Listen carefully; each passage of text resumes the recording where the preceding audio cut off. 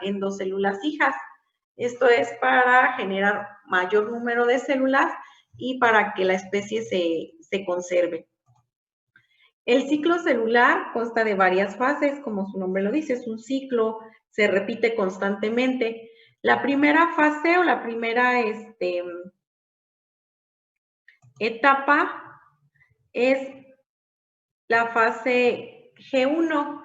En la fase G1, lo que sucede es que la célula va a duplicar su tamaño. Esta es la primera etapa. Cuando la célula es pequeña, se dice que está en fase G1. Esta fase G1, hay algunas células que cuando son muy pequeñitas o de recién creación, no crecen, sino que salen del ciclo, es decir, ya no se reproducen, salen del ciclo y entran a un estado de reposo, o también se conoce como fase G0, en la que la célula únicamente crece, se desarrolla, pero no se vuelve a dividir. Todas las demás células que no entran a esta etapa de G0 siguen su ritmo, siguen su crecimiento y llegan a una segunda etapa, que es la fase S. En esta fase S, la célula lo que hace es duplicar su ADN. Ya cuando ha duplicado su ADN, entonces, y que se encuentra completo, entonces después viene una tercera fase, que es la fase G2. En esta fase G2 ya la célula se encuentra de tamaño normal, ya tiene completo su ADN y entonces se va a comenzar a preparar para entrar a lo que es la etapa de división. Para entrar a la etapa de división, esta etapa se conoce como mitosis. Aquí en esta etapa de división es donde vamos a encontrar las 4 etapas que ustedes ya conocen como profase, metafase, anafase y telofase. Esas 4 fases o esas 4 etapas suceden en esta línea que se conoce como mitosis.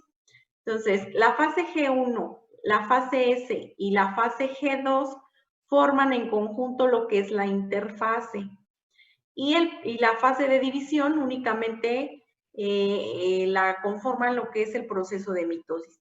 Ya que la célula se dividió en 2 células hijas durante el proceso de la mitosis, entonces ahora vuelve a entrar otra vez al ciclo. Esas células que se formaron tienen que comenzar a aumentar de tamaño y a duplicar sus organelos y entran nuevamente a lo que es la fase G1.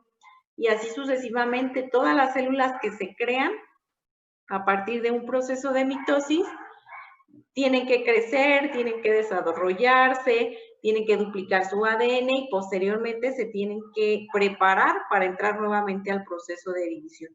Esta es una división constante, todas las células están en constante duplicación, a menos de que se desencadenen ciertas señales bioquímicas y genéticas, entonces la célula muere. Ese proceso de muerte se le conoce como el proceso de apoptosis, que vamos a describir un poquito más adelante.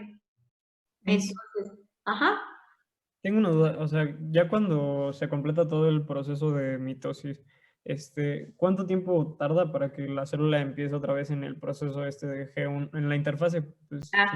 Aquí es lo que vamos a ver en esta diapositiva. Cada fase tiene determinado tiempo. El periodo que tarda más o menos en cada fase va a depender también del tipo de célula, más sin embargo, todos tienen un promedio. Es decir, la interfase que comprende lo que es la fase G1, la fase S y la fase G2, dura de 16 a 24 horas.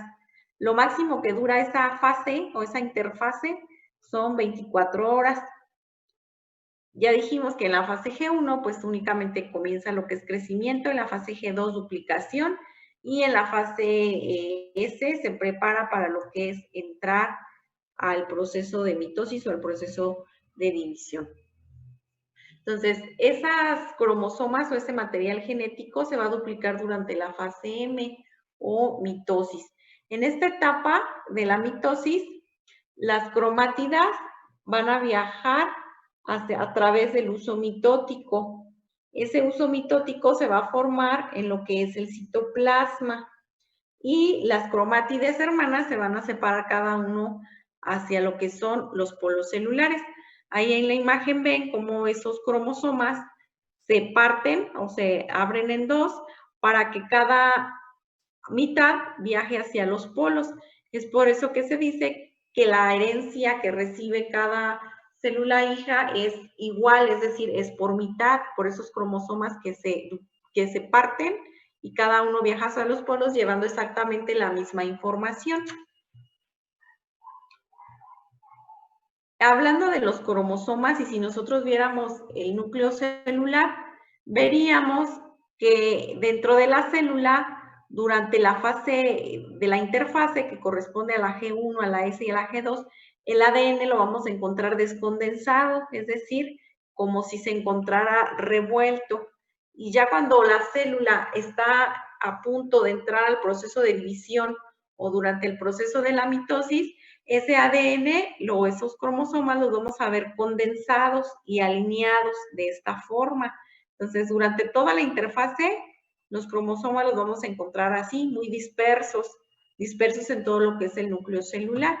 Cuando se prepara para la división, esos cromosomas se alinean y se juntan. Después ya, cuando entra el proceso de división, que es la etapa de la mitosis, que comprende 4 fases, que es profase, metafase y anafase. En cada una se llevan a cabo diferentes, o los cromosomas llevan a cabo diferentes acciones. En la profase, los cromosomas se van a condensar y se va a formar lo que es el uso mitótico. Entonces, vemos cómo los cromosomas están muy dispersos, viene lo que es la profase, comienzan a alinearse y se comienza a formar lo que son el uso mitótico. Esto es lo que sucede en la profase. En la metafase, que es la segunda etapa de la mitosis, los cromosomas se van a alinear ahora sí totalmente en el plano ecuatorial y es donde alcanzan o se distingue esta fase porque los cromosomas alcanzan el mayor grado de condensación. Si nosotros viéramos una célula en la etapa de metafase, veríamos que los cromosomas se ven o se alcanzan a ver muy densos, es decir, muy gruesos y cortitos. ¿Por qué? Porque todo su material genético se encuentra completamente condensado y se está preparando para poderse dividir. Estos cromosomas se dividen, se parten, para que migre la mitad de información hacia cada polo. Miss, ¿le puedo regresar una diapositiva, por favor? La de... No, una anterior a esa. Ya, gracias.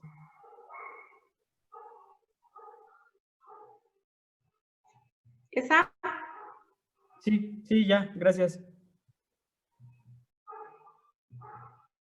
Durante el proceso de telofase, que es el final, los cromátides, entonces ahora sí ya se encuentran totalmente separados y se comienzan a formar o el citoplasma ya se comienza a dividir. Si viéramos igual la célula en proceso de telofase, ya se alcanzan a visualizar lo que son las dos células hijas y tienen totalmente el mismo material genético porque los cromosomas se dividieron, tienen totalmente la misma información. Cuando estas células se separan por completo, es decir, cuando se dividen y generan lo que son dos células hijas, entonces a esta etapa se le conoce como citocinesis, que es la separación completa de esas células hijas. Maestra, perdón, ¿Sí? ¿pudiera regresar a la de anafase? Porque esa casi no la puso. Gracias. Bueno, aquí en esta etapa, que es la anafase, aquí es cuando ya los cromosomas se parten, digámoslo así, o migra la mitad de la información hacia cada polo, es decir, hacia cada célula hija que se va a formar. Maestra, Sí. entonces ahí en la anafase se repartirían 23 pares a cada polo, ¿o cómo? No entiendo eso. Bueno, migra lo que son la mitad de la información. Posteriormente viene un segundo proceso en la que esos cromosomas se van a complementar para entonces sí tener lo que son la totalidad de cromosomas completos. Únicamente se conserva la mitad en el proceso que se conoce como meiosis, que es el que vamos a ver a continuación. En la mitosis, los cromosomas son completos, es decir, los 43 cromosomas. Y en la meiosis únicamente es la mitad, son la mitad de esos cromosomas, y la otra mitad se va a heredar, por ejemplo, cuando las células germinales se unan ya sea con el óvulo o el espermatozoide para completar su par completo. Ahorita vamos a ver en meiosis cómo es de que únicamente poseen la mitad de la información. Gracias, maestra. Entonces, mitosis la llevan a cabo todo lo que son células somáticas. Todas las células somáticas son cualquier célula de cualquier tejido que ustedes se puedan imaginar, excepto las células que nos van a dar origen a óvulos y espermatozoides. Las células que nos dan origen a óvulos y espermatozoides, ellos llevan a cabo otro proceso de división. Ellos se dividen a través de un proceso que se conoce como meiosis. La meiosis únicamente lo llevan a cabo lo que son células germinales.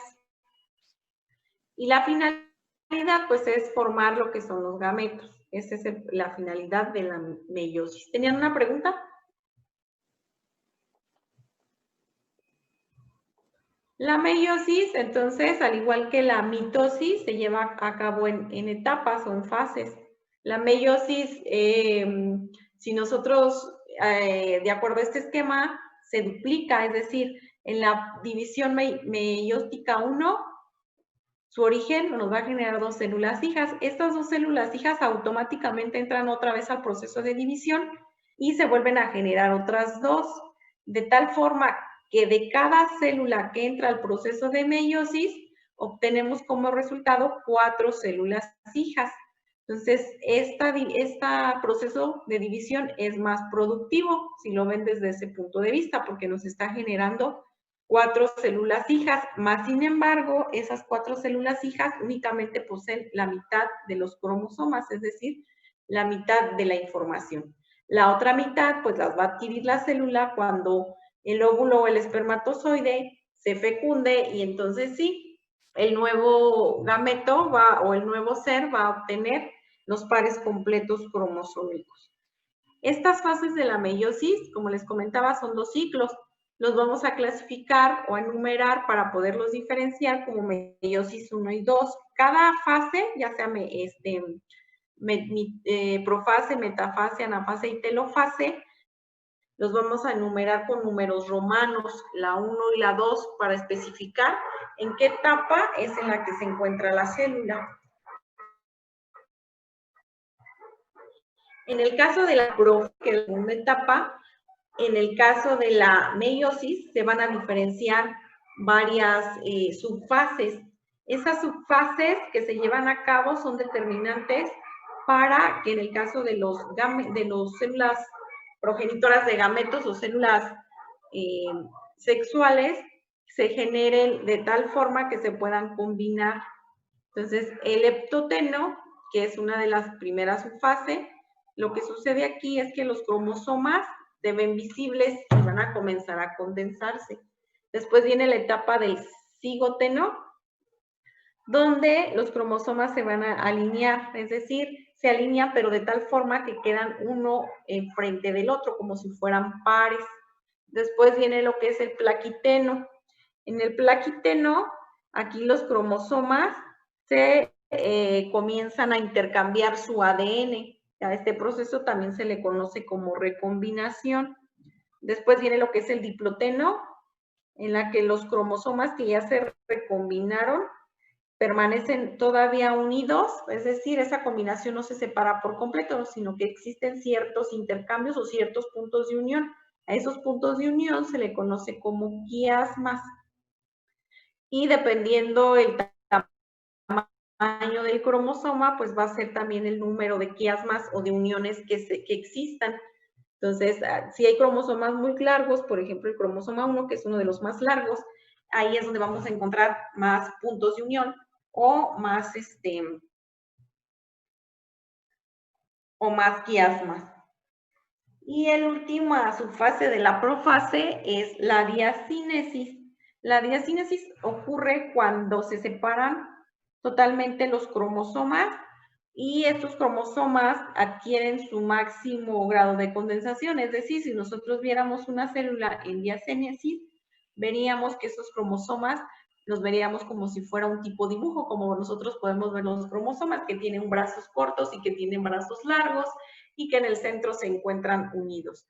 Entonces, estas etapas o subetapas suceden en lo que es la profase. En la metafase 1 sucede algo muy semejante a lo que es la metafase, pero de la mitosis. Sin embargo, en esta metafase de la meiosis, la membrana nuclear va a desaparecer y los cromosomas se van a comenzar a alinear en lo que es el plano ecuatorial, pero permanecen unidos a través de lo que es el uso mitótico. El uso mitótico son esas líneas que ustedes pueden observar ahí en la imagen. En la anafase 1, los cromosomas se van a separar hacia los polos y van a comenzar lo que son las contracciones del uso.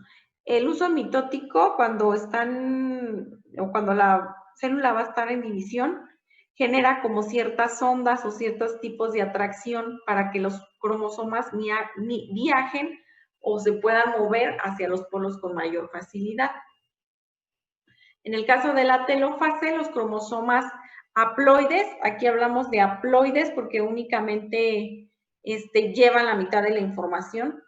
Si llevaran la información completa de los 43 cromosomas, diríamos que son diploides. Entonces, estos cromosomas que únicamente llevan la mitad, es decir, son haploides, se separan hacia los polos y se forman dos gametos hijos, u ovocitos u espermatocitos secundarios, dependiendo si la célula que se está dividiendo nos va a dar origen a un óvulo o a un espermatozoide. En el caso de la meiosis 2, ya que se termina la primera etapa, entonces viene la meiosis 2, son exactamente las mismas etapas, más sin embargo se vuelven a repetir para al final dar 4 células hijas. Y aquí podemos observar en el proceso de la meiosis cómo hasta aquí se generan lo que son 2 células hijas. Estas 2 células hijas vuelven a entrar al ciclo para generar al final 4 células hijas, que es el producto final de una meiosis. O sea, maestra, doctora, cuando es la primera parte se divide en 2 y cuando es la segunda parte se divide en 4. Cuando es la primera parte, en la meiosis 1, obtienes 2 células hijas. Luego esas 2 te van a volver a dividir y nos van a dar 4. Haz de cuenta que son dos procesos juntos. En la primera obtienes como producto 2, luego esas 2 se vuelven a dividir y vas a obtener otras 2, es decir, vas a obtener 4 al final. Muchas gracias. Entonces, estos dos procesos, tanto mitosis como meiosis, son prácticamente muy similares. Únicamente la diferencia es